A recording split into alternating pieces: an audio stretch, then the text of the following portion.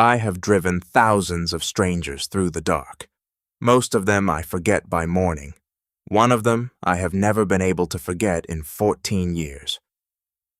My name is Danny Reeves, and back in 2011, I was driving for Uber in Dayton, Ohio. Mostly night shifts, mostly the kind of rides nobody remembers. College kids leaving bars, nurses coming off 12-hour shifts, old men who wanted to talk the whole way about football scores from decades ago. It was easy money and easier silence. I liked it that way. Then, on a Friday night in late October, a woman named Emily Carter got into my back seat, and everything about the rest of my life quietly rearranged itself around her, even though I did not know that yet. She was 26. I know that now, because it was printed under her photograph on flyers taped to gas station windows for years afterward.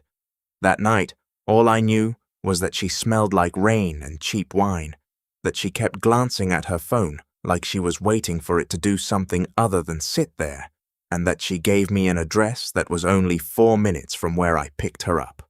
4 minutes. I remember thinking it was barely worth starting the meter. She got in at 11:42 p.m. outside a bar called Finnegan's on Wayne Avenue. I remember the time because it is the kind of detail you get asked to repeat so many times that it stops belonging to you and starts belonging to a case file. She said thank you before she even sat down, which almost nobody does. She had a jean jacket over a black dress, her arms crossed against the cold, and she kept looking back through the rear window, like she thought someone might be following the car. I asked her if she was doing all right. It's the kind of question you ask 100 times a week and never expect an honest answer to. She looked at me in the mirror for a second too long, and she said, "Ask me again in a year." Then she laughed, like she was embarrassed by her own answer, and looked back out the window. I did not think much of it. People say strange things when they've had a few drinks, and a stranger is the only one listening. We didn't talk much after that. She gave short answers when I made small talk. Yes, she'd grown up nearby. No, she wasn't from that bar originally. She'd just been meeting someone. When I asked who, she went quiet for a few seconds and said, "Someone I probably shouldn't have met." I let it go. It wasn't my business, and 4 minutes isn't enough time to earn someone's secrets. The address she gave me was a house on Kammer Avenue, a quiet street with old maple trees and porch lights that mostly weren't on. When we pulled up, she thanked me again, tipped me $8 in cash, even though the ride had cost $11, and told me to keep it. She stepped out, closed the door, and started walking up the driveway toward the house. I did what I always did. I waited until she reached the door before I pulled away. That was a habit my father drilled into me when I first started driving for a living. You don't leave a woman standing alone in the dark, no matter how short the walk looks. I watched her in my mirror as she walked. She didn't go up the porch steps. She walked past them, toward the side of the house, into the shadow between the garage and the fence line, where my headlights couldn't reach. I remember thinking that was strange. I remember thinking it for exactly as long as it takes to decide it isn't your problem, and then I drove away. That was 11:47 p.m. It is the last confirmed sighting anyone has of Emily Carter for 14 years. I finished my shift like it was any other night. I picked up a college kid who threw up in the parking lot before he even got in, which meant I spent 20 minutes wiping down my back seat instead of driving. I picked up a nurse coming off a double who fell asleep before we hit the second stoplight, and I had to wake her gently outside her building. Ordinary things. The kind of small, forgettable moments that make up most of a night shift, and I want you to understand that none of them felt haunted yet.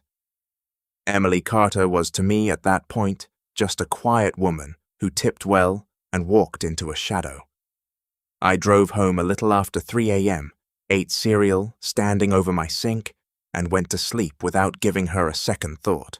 I didn't think about her again until 4 days later, when a photo of her face showed up on the local news.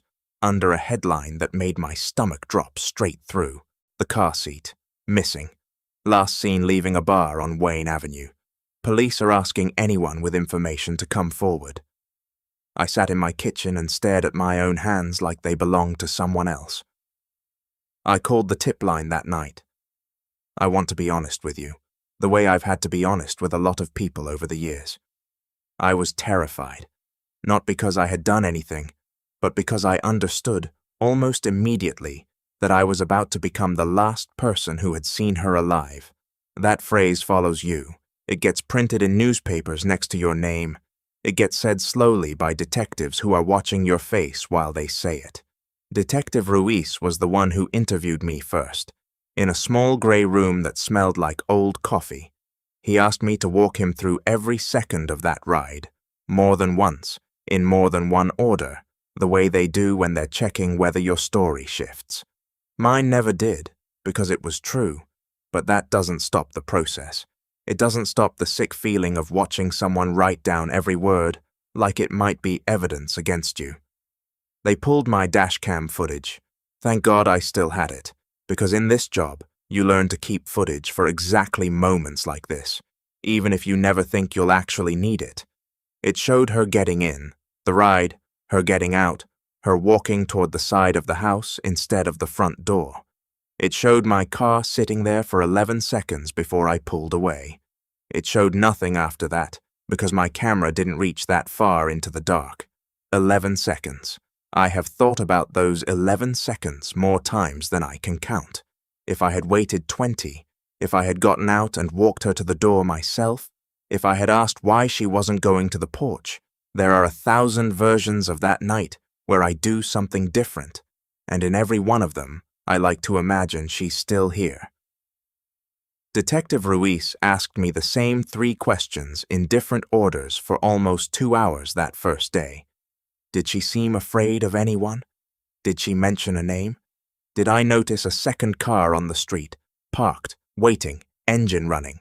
I told him, no, no, and no, because that was the truth, and because in October of 2011 I genuinely believed those were the only 3 questions that mattered. It never once occurred to me that the real answer to afraid of anyone was sitting inside a 4-minute conversation I had already handed over almost word for word, someone I probably shouldn't have met, and that nobody, including me, would understand what those words actually meant for 14 more years. They searched my car, they searched my apartment with my permission, because refusing would have looked worse than anything they might have found, and there was nothing to find. They pulled my phone records going back 6 months. They talked to my ex-girlfriend, my mother, 2 former co-workers from the warehouse job I'd had before driving full-time. All of them presumably asked some version of the question, does Danny seem like the kind of man who could do something like this? I never heard what any of them said. I only know that after 11 days, Detective Ruiz called me himself and told me, plainly, that I was not considered a person of interest, that my dash cam and my timeline and my complete cooperation had cleared me as thoroughly as anyone could be cleared in a case with no body and no suspect. Being cleared and being believed by an entire city are 2 very different things. The local news ran my name only once, briefly, in a segment about the driver who dropped off Dayton woman before she vanished, and once was enough. I stopped picking up late-night fares near Wayne Avenue for almost a year, not because I was told to, but because I couldn't stand the particular way certain people looked at me in that neighborhood, like I was a walking unsolved question. The homeowner, a man named Gary Whitfield, told police he didn't know Emily Carter and had no idea why she would have been walking toward his property. He said he'd been asleep by 10. His alibi held. There was nothing in his yard, nothing in his garage, no sign that she'd ever set foot on his property, except the 2 seconds of grainy dash cam footage that put her there. For a while, I was a name people whispered in that town. Not a suspect exactly. The police were always clear that my footage and my timeline cleared me, but a person adjacent to a tragedy which in a small city is its own kind of curse. People I'd never met recognized my face from the local news segment about the driver who was the last to see her. Some were kind, a few weren't. I had a man in a gas station once tell me I should have done something. Like 11 seconds of hesitation was a moral failure instead of an ordinary human mistake. I met Emily's mother, Carol Carter, 3 weeks after her daughter disappeared. She found my number through the department, and she called me not to accuse me, but to ask me, gently, desperately, if Emily had seemed scared, if she'd said anything, if there was any detail, however small, that hadn't made it into my official statement. I told her about the 4 minutes, about ask me again in a year, about someone I probably shouldn't have met. Carol went quiet on the phone for a long time, and then she said, "That sounds like her. She always tried to make her fear sound funny." That was the beginning of something I never expected, a 14-year relationship with a family I had known their daughter for exactly 5 minutes. I went to the vigils. I went to the searches through the ravine behind Kama Avenue. The volunteer sweeps through the woods near the reservoir. The flyer drops at truck stops along BA 75. I wasn't obligated to any of it. Nobody would have blamed me for driving away from that family's grief and never looking back. But I couldn't. Some nights I would replay the ride so many times in my head that I started dreaming in her voice. The case moved in the way these cases move, which is to say in fits and false starts that eventually slow to nothing. A hiker found a shoe near the reservoir 8 months in, a woman's size 7, close enough to Emily's size that Carol didn't sleep for 4 days waiting on lab results. It came back as a different chemical signature entirely, some other woman's shoe, some other family's private tragedy that had nothing to do with ours. A woman in Kentucky was mistaken for her at a truck stop 18 months in, someone who'd seen the flyer and swore the resemblance was uncanny, and for 6 hours, an entire volunteer network mobilized before it collapsed into nothing, another stranger with the wrong face at the wrong time. There was a rumor in year 2 that a body pulled from the Little Miami River might match her description, and I remember sitting in my car outside the county coroner's office with Carol, neither of us able to go inside until word came back that it wasn't her, and the relief and the disappointment arrived so tangled together that neither of us could tell which one we were actually feeling. Every lead reopened the wound just enough to remind everyone it had never closed, and then it collapsed the way they all did. I started keeping a small spiral notebook in my glove box, not because anyone asked me to, but because I found I needed somewhere to put the details that didn't fit anywhere else. The exact words she'd said, the exact angle she'd turned toward the shadow, small things I was terrified of forgetting even though I never fully understood why they mattered. I still have that notebook. I still have never shown it to anyone until the day I finally showed it to her. By year 3, the case had gone from the front page to a paragraph on the anniversary. By year 6, most people in Dayton who weren't personally connected to Emily had forgotten her name entirely. I hadn't. I don't think Carol ever did either. We'd have coffee twice a year, usually near her birthday and near the anniversary of that October night, and we would talk about nothing in particular, because there was nothing new to say about the only thing either of us actually wanted to talk about.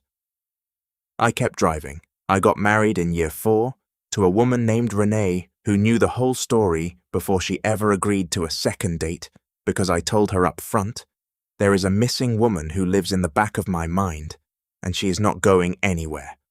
Renee, to her enormous credit, understood.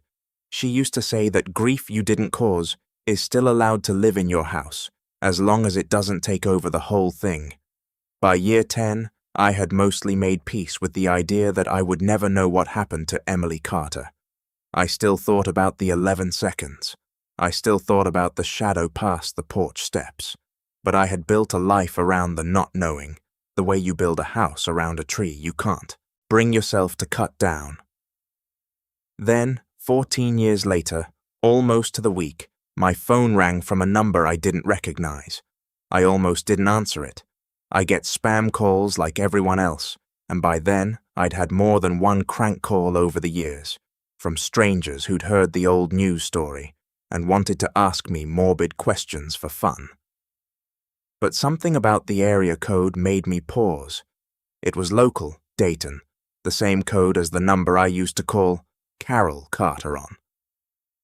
I answered.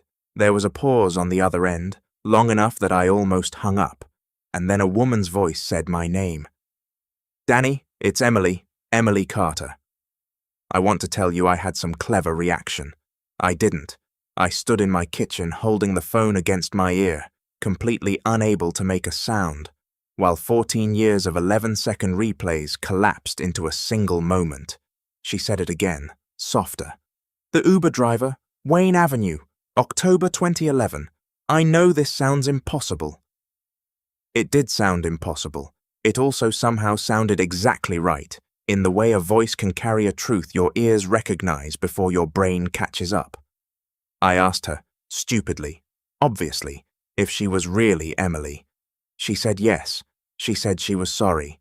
She said she needed to see me in person, and that it had to be soon, and that, this was the part that turned my relief into something colder. It had to be just me. "Please don't call my mother yet," she said. "Please don't call the police yet either. Not until I explain. If you do either of those things first, I don't think I'll get another chance to tell you the truth." I had spent 14 years imagining this call in dozens of different shapes. In none of them did she ask me to keep it a secret from the woman who had cried in my passenger seat more times than I could count. I agreed to meet her anyway. I told myself it was because I needed answers before I could give Carol any, and that was true. But it wasn't the whole truth. The whole truth was that some small, stubborn part of me that had never stopped feeling responsible for those 11 seconds needed to look her in the face and know, with my own eyes, that she was real. We met 2 days later at a diner off Route 4, the kind of place with vinyl booths and a jukebox nobody uses anymore. She was already sitting in the back corner when I arrived, wearing a grey hoodie with the hood down, her hair shorter than in the photos, a little grey at the roots that hadn't been there when she was 26. She looked like a person who had spent a long time being careful. She looked up when I walked in, and for a second neither of us said anything. Then she said, "You still drive at night?" I told her I didn't, not anymore, not for years, and she nodded like that made sense to her. I sat down across from her, and for almost a full minute neither of us knew where to begin. Two people who had shared exactly one 4-minute conversation 14 years earlier and somehow still recognized each other completely. "I brought something," I said, and I set the spiral notebook on the table between us. She looked at it for a long time before she opened it, and when she read her own words written back to her in my handwriting, "Ask me again in a year, someone I probably shouldn't have met," she pressed both hands flat against her face and sat like that for almost a minute, not crying exactly, just holding herself together. "You wrote all of this down," she said, when she finally looked up. "I didn't know what else to do with it," I told her. "I couldn't carry it, and I couldn't put it down, so I put it on paper instead."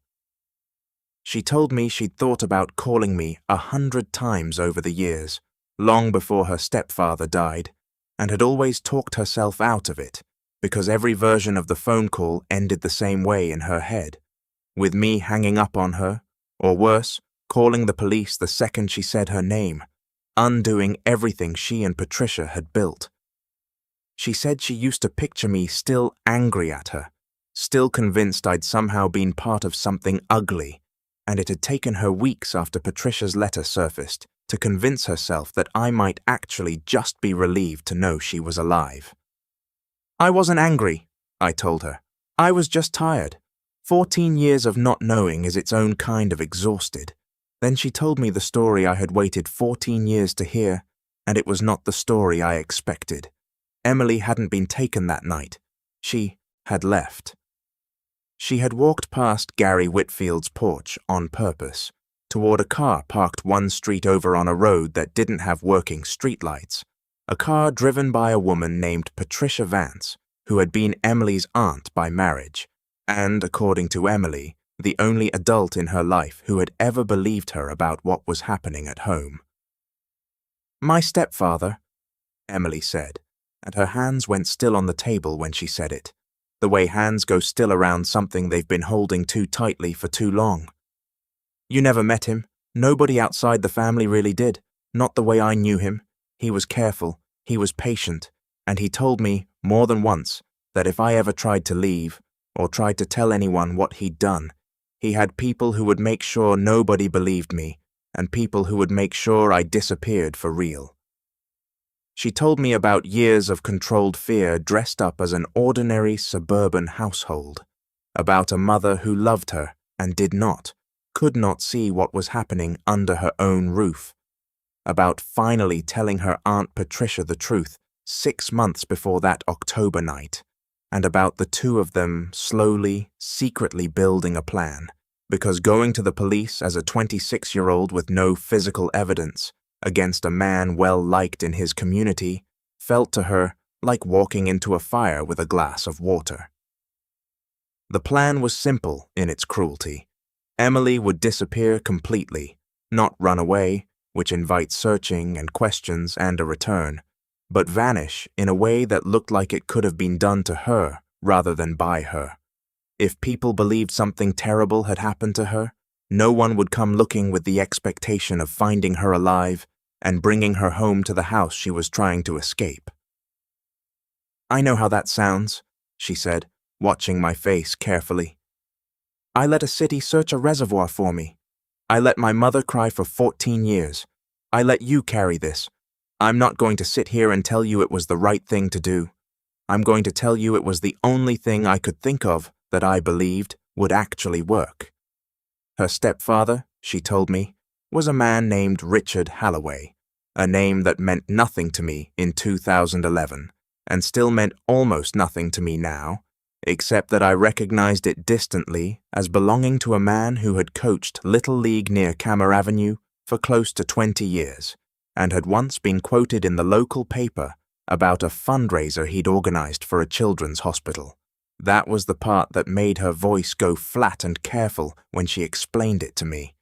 Nobody in that town would have believed the man who ran the coat drive every winter was capable of what he did behind his own front door, and Richard Halloway had built his entire life around making absolutely certain of that.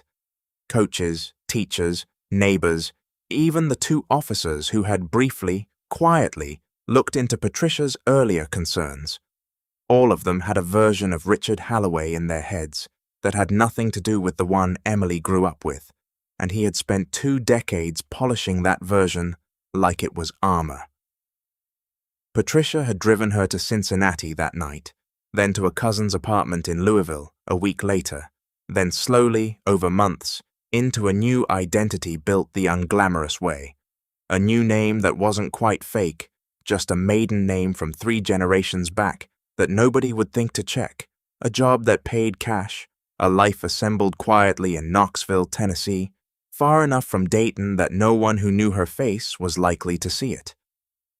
I asked her the question I'd been holding since she said my name on the phone. Why now? Why 14 years? And why me first? Her stepfather had died 2 months earlier. A heart attack, ordinary and unremarkable, the kind of ending that felt almost insulting given everything that had come before it. For the first time in 14 years, Emily said, she had woken up in the morning without immediately calculating whether it was safe to exist as herself that day. But there was something else, and this was the part where her voice changed, went thinner, more careful. Patricia had passed away herself, only 3 years into Emily's new life, of an aneurysm nobody saw coming, and she had left behind boxes of old letters, and in one of them, addressed to no one and dated the week before that October night, she had written down everything, the abuse, the plan, Emily's real name, my name as the driver who would, unknowingly help move her 4 minutes closer to a new life, and something Emily had never known. A note that Patricia had once tried to go to the police years earlier, quietly, before the plan was ever made, and had been told by someone in the department that there wasn't enough to act on, that the family had a good reputation, and that she should be careful about the kind of accusations she was making against a respected man. Emily believed that letter might be the only piece of real evidence that any of what she'd survived had actually happened if she chose to come forward now that he was gone, and she was afraid, genuinely afraid, that if she went straight to her mother, the shock and the grief and 14 years of a different story might make Carol defensive of the man she'd been married to, might make her doubt her own daughter all over again in the moment Emily most needed to be believed. "You were the one person in this whole thing," Emily told me, "who had absolutely nothing to gain by disbelieving me. You didn't know him, you didn't love him, you just drove me 4 minutes and then spent 14 years feeling guilty about 11 seconds you didn't need to feel guilty about at all." I sat with that for a long time in that vinyl booth, the jukebox playing something neither of us was listening to. I asked her what she wanted from me. She said she wanted a witness, someone outside the family who could sit beside her when she finally called her mother, and later, if it came to it, when she finally sat down with a detective and explained 14 years in a language that wouldn't make her sound like a liar or a runaway or a woman who owed anyone an apology for surviving. We called Carol together 3 days later from my kitchen table because Emily said she couldn't do it from a phone in a diner parking lot. She needed to be somewhere that felt steady. I will not try to describe that phone call to you the way it actually happened, because some sounds don't belong translated into someone else's story. I will tell you that Carol Carter, 71 years old, dropped to her knees in her own kitchen 400 miles away, and that Emily cried harder in that half hour than I had ever heard another human being cry, and that somewhere in the middle of all of it, through everything, her mother kept saying the same 6 words, over and over, like a person bailing water out of a boat that was finally not sinking anymore. "I believe you. I believe you." Detective Ruiz, retired by then but still connected to the department, met with Emily 2 weeks later, along with a current detective who reopened the file properly. Patricia's letter, combined with Emily's own account and a handful of corroborating details from relatives who had quietly suspected something for years, but never had the courage or the evidence to say it out loud, was enough to formally close the missing persons case and open something else entirely. A records review into how the earlier report had been handled, and whether a good reputation should ever again be allowed to outweigh a scared woman standing in a police station asking someone to just listen. I don't know everything that happens next in that process. Emily is still working through it, still rebuilding a relationship with a mother she loves and lost 14 years at once, still deciding what parts of her new name she wants to keep and what parts of Emily Carter she wants back. She told me she started seeing a therapist in Knoxville who specializes in exactly this. People who disappeared themselves to survive something and who now have to relearn how to exist in the open. She said the hardest part isn't explaining it to strangers. It's forgiving herself for how easy it was, in the end, to become someone else, and how long it took her to understand that easy wasn't the same thing as wrong. Carol has good days and hard days. She told me once, over coffee at the same diner off Route 4, that grief and relief can occupy the exact same body at the exact same time, without ever fully agreeing to share the space, and that she is learning to live inside that argument, a little more peacefully, every week. She has stopped attending the anniversary vigil that the neighborhood used to hold every October, not because she no longer needs it, but because for the first time in 14 years, she has somewhere better to be on that day. Last October, she and Emily spent it, together, at Carol's kitchen table, eating the same lasagna recipe Emily remembered from before everything happened, and Carol told me it was the first anniversary in 14 years that didn't feel like a funeral. I don't know everything that happens next with Richard Halloway's name either. The records review is ongoing. There are questions now about the earlier report Patricia tried to file, about who decided a father's reputation outweighed a young woman's fear, about how many other Emilys might have gone unheard by the same handful of easy assumptions. I try not to guess how that ends. I've learned, over 14 years, that guessing about how these things end is usually just another way of making the waiting feel like progress when it isn't. But I know this. Last month, she came back to Dayton for the first time in 14 years, and she asked me to drive her one more time. Not for an app, not for money, just as a favor. One more 4-minute ride, from a diner off Route 4 to her mother's front porch, the actual front porch this time, straight up the actual steps, into the actual light. I watched her walk all the way to the door. I waited until she was inside before I pulled away. Some passengers you drop off and forget by morning.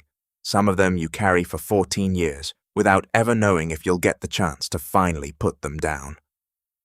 I think about all the other rides I've given over the years, all the strangers who climbed into my back seat with some private wait I never got to see. I wonder now, more than I used to, what happened to all of them after the door closed. Most of the time I'll never know. But every once in a while, if you wait long enough, and if you're lucky enough, the story finds its way back to your front seat, and it finally lets you see the whole road you were only ever driving 4 minutes of.